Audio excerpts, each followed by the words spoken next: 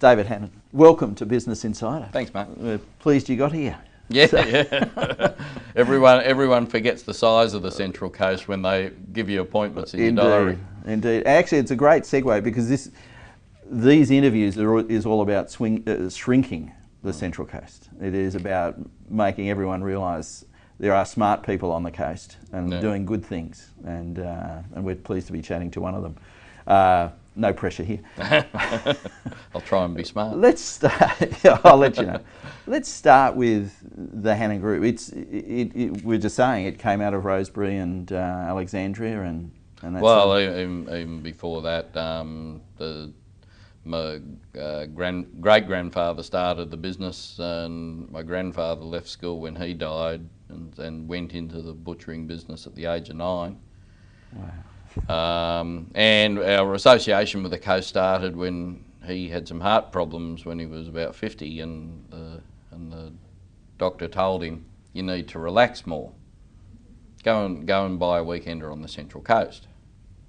And so grandfather's idea of relaxing was to actually buy a dairy farm on the Central Coast, which was the Pioneer Dairy. And over time we added to that, and it ended up New South Wales' largest dairy. There was no relaxing about it. No. And there's no harder game, I don't think, than being in the dairy industry, even for a Pitt Street farmer like ourselves.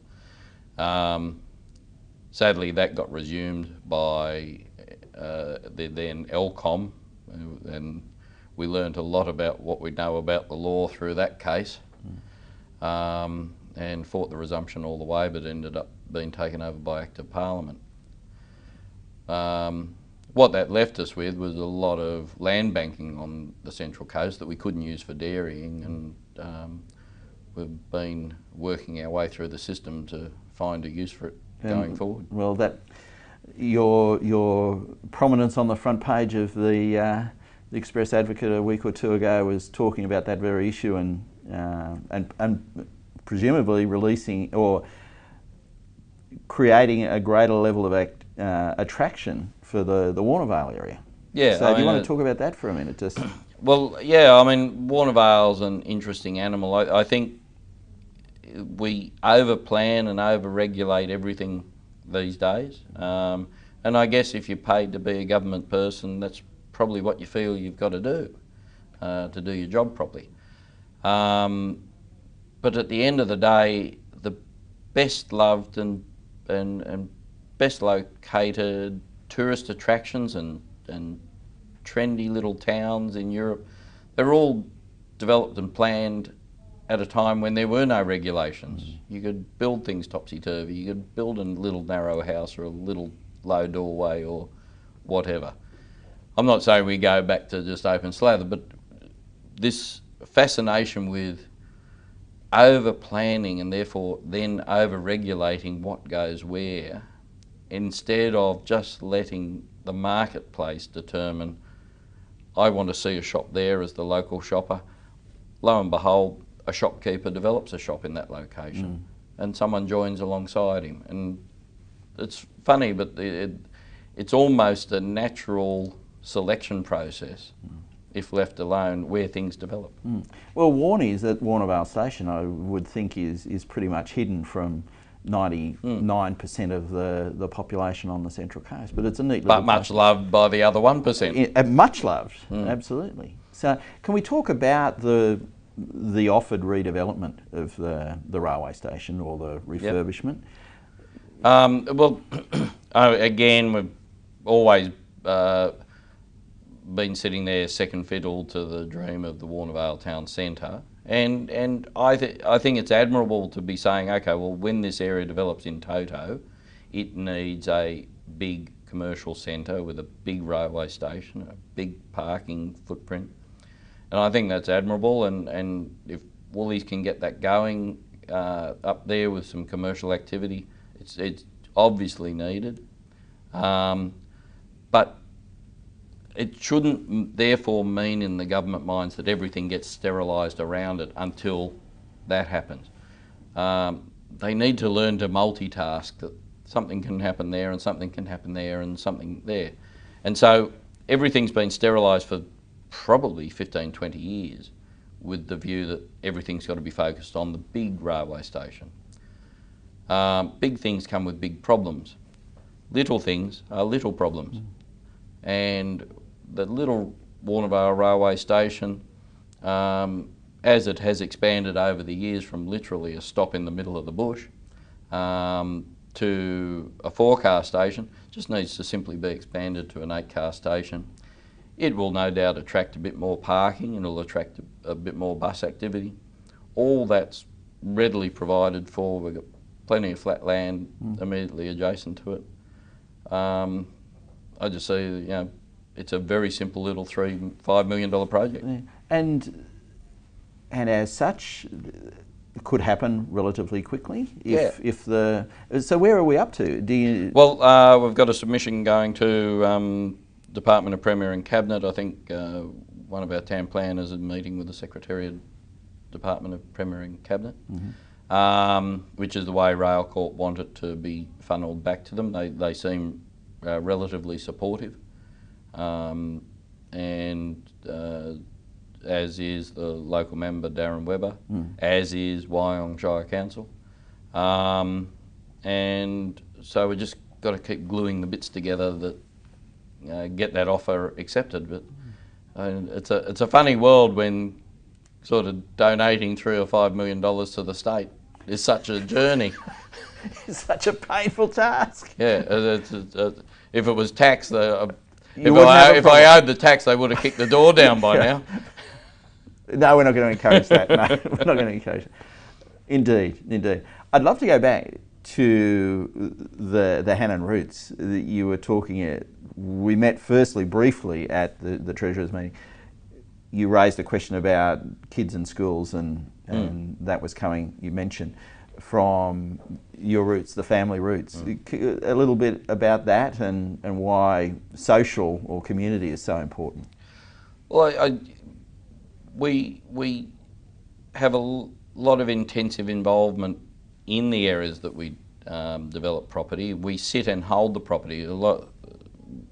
Again, the financial world's created this thing where someone develops something, sells it into a property trust, and you can't see anyone for dust. And they're all living, they're all residing in circular quay offices, so remote from what they've developed. We sit on the properties, we sit there and hold them with the plan of 50 to 100 years. And so we've got to live with our neighbours for 50 to 100 years. In a place like Alexandria and Redfern, it's amazing how people remember what your grandfather did or didn't do for their grandmother or grandfather. Wyong is even more so. Absolutely. We own and continue to run our businesses and our property in the area that other people live and work, and that I sit there with spreadsheets that take the family investments out 50 to 100 years. So what I do today will affect what my children and grandchildren deal with in that community going forward.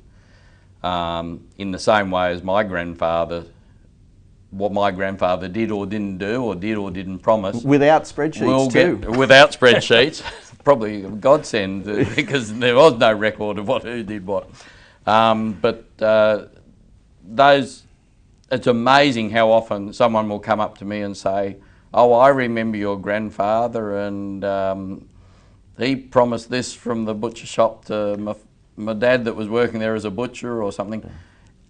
We always focus on, a handshake and making sure you can look that person in the eye the following day, or in 5 years' time, 10 years' time, 50 years' time. Yeah. There's some honesty and some. We talk about transparency. That's real transparency, when you actually not only shake on the deal, but live with the deal, physically live in the deal.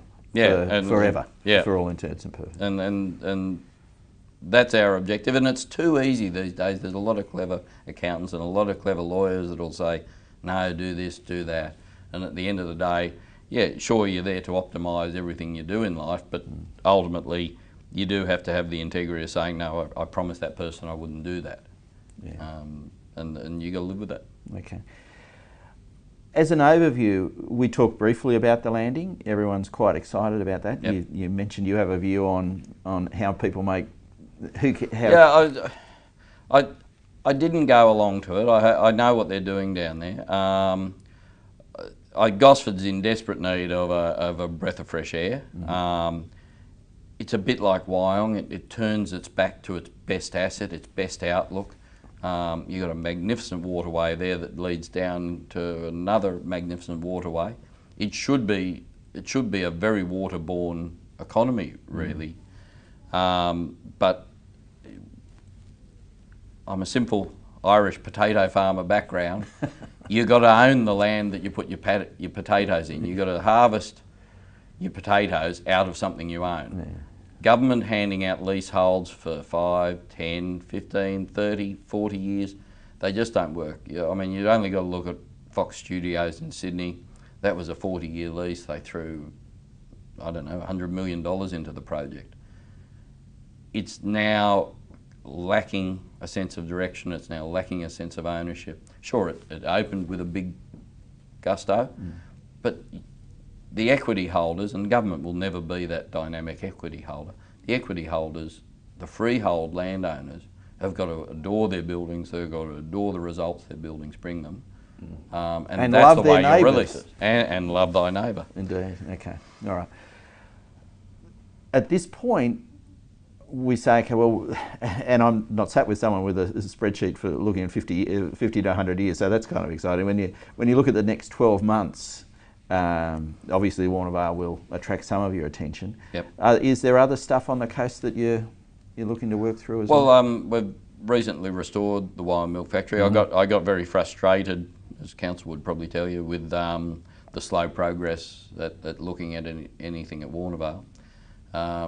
So I thought, well, they can't stop me from repairing something, and I'm bored on Tuesdays and Fridays when I was coming up at that stage.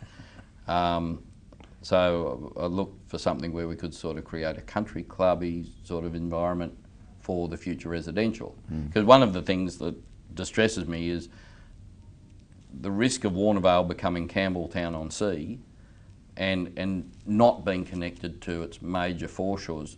The asset of the foreshores is tremendous, and not being able to access it. The greenies are telling everyone stay away from the rivers, stay away from the lakes.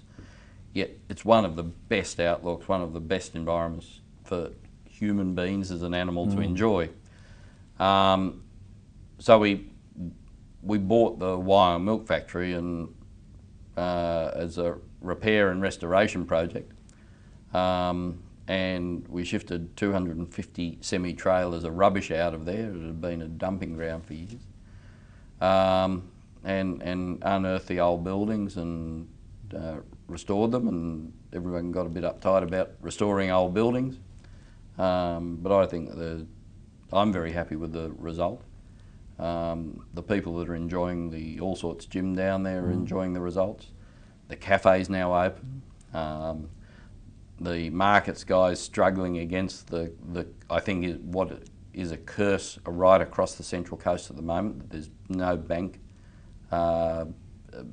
tolerance of extending credit. Funding, yeah.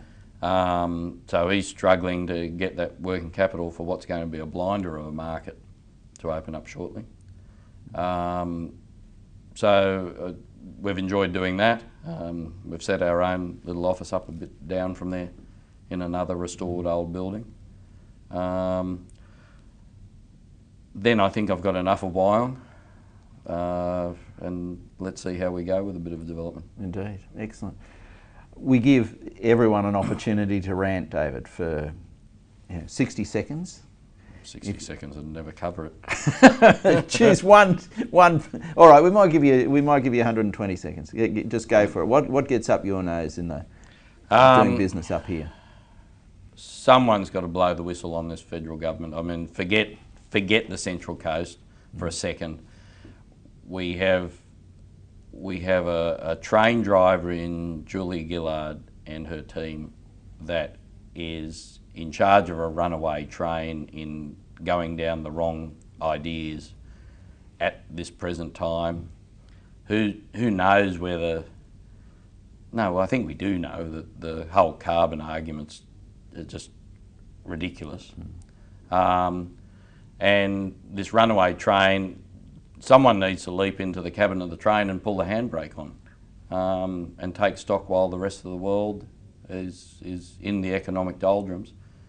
And possibly, you know, when the world starts coming out of these doldrums, hopefully the primary resources boom might extend to food production and all those traditional things that Australia is good at, and we return to some economic sanity. We share a passion for the recognition of Australia as a food hub, as a farm for the world. Yeah. And I think the Central Coast can play a role in that, because the Central Coast has its challenges to employ people. It doesn't have a major port. It does not have a major airport. It's halfway between what's a very easy trip between Newcastle as a major port and Sydney. So you do start to say, okay, well, tourism and aged care even is quite a substantiated industry. But you can also say, okay, well, there's a lot of paddocks north of the Central Coast, and if you say we're on the fringe of the biggest market of Sydney and we're on the main ports, or at least on the eastern seaboard that has an option of many ports, then I think hopefully you can look at using some of that fresh produce from Australia and feed it into Central Coast industrial land, where it can be processed into what is an exportable product, a value-added food product, and then shipped out to feed the world. I think shipping just vast silos of grain into ships and sending it overseas for value-adding is not what we should be doing in the long run. Yeah, I was fortunate enough to talk to some oyster farmers a couple of weeks ago down on Hawkesbury. Extraordinary. They can't create enough oysters to put into Asia, and that's all just going straight down to Sydney to be processed. We could be doing it up here. There's some discussion about an international airport at Summersby or on the plateau. Is that real for you? Is that?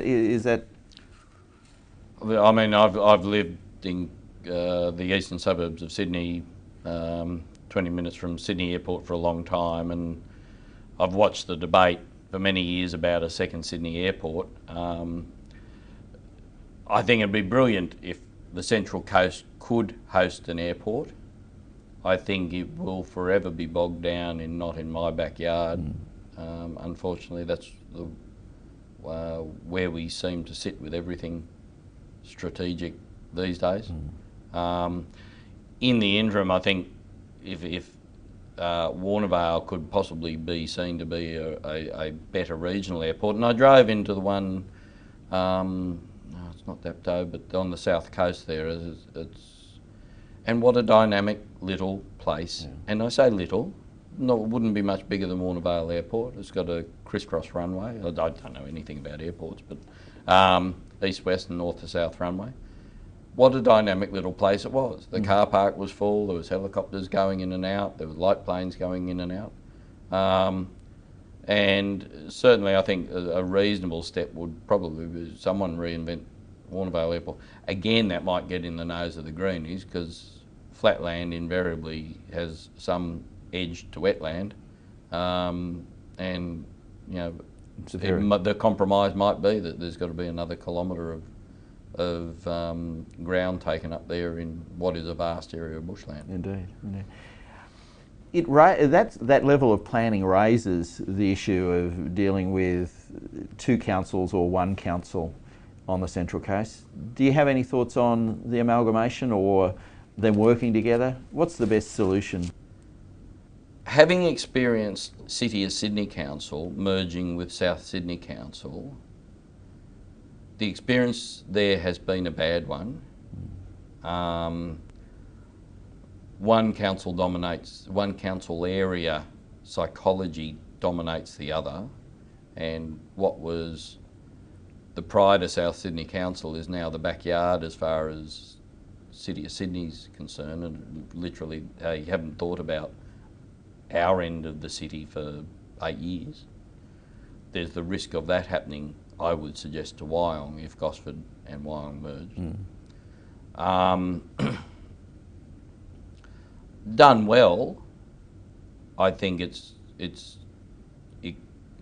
I mean, in simple business terms, if you can spread the overheads to do effectively to service more customers, it's got to be a no-brainer.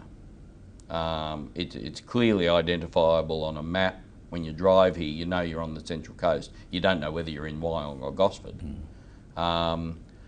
You've got in Michael Whittaker at Wyong a guy that has done mergers of councils before. Unfortunately, City of Sydney didn't persevere with Michael following the merger of South Sydney and City of Sydney, and I think that's where the merger in Sydney went wrong. If it happens, it's got to be driven as a business decision, and just like you're merging two companies, and you very quickly want to get rid of the double overheads. Well, the argument is that they can reap the economic benefits of negotiating together on, as they've done with water, as they can do with roads, as they can do with, and have done with waste disposal and things like that. Or is that just a band-aid over reducing the overheads, as you say? Unless you've got one boss, you never really drive the same. I've heard that many times before, when we've had a business over here and a business over there doing the same thing, and everyone will tell you how different they are, and when we need to talk, we'll talk. At the end of the day, the only person that makes that happen is having one boss in one location, and I think the Central Coast can easily do that. Absolutely. All right. Thank you, David. Thanks again. Okay, Thanks for your thanks, time. mate. Okay.